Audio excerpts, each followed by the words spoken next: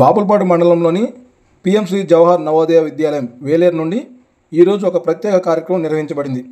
PMC కార్యక్రమంలో భాగంగా విద్యార్థులందరికీ విద్యా వైజ్ఞానిక యాత్రను యాజమాన్యం ఏర్పాటు చేసింది. ఈ సందర్భంగా విద్యార్థులను 2 బ్యాచ్లుగా విభజించారు. మొదటి బ్యాచ్ ఈరోజు బుధవారం ఉదయం విద్యాలయం నుండి బయలుదేరింది.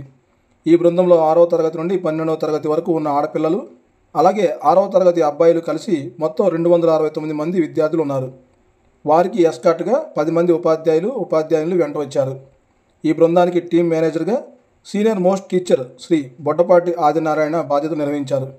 విద్యార్థులను ఈరోజు Rajahmundry science centre, Dhavaleswaram barrage, sir Arthur Cotton museum, ISKCON దేవాలయానికి కూడా తీసుకెళ్లేలా కార్యక్రమం రూపొందించారు.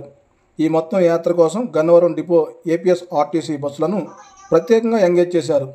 రేపు 2వ బ్యాచ్ మిగతా అబ్బాయిలందరినీ మరికొంతమంది ఉపాధ్యాయులతో కలిసి విద్యాయాత్రకు తీసుకువెళ్లనున్నారు అని జవహర్ నవోదయ విద్యాలయం వేలేరు ప్రిన్సిపల్ దేవానంద్ తెలియజేశారు.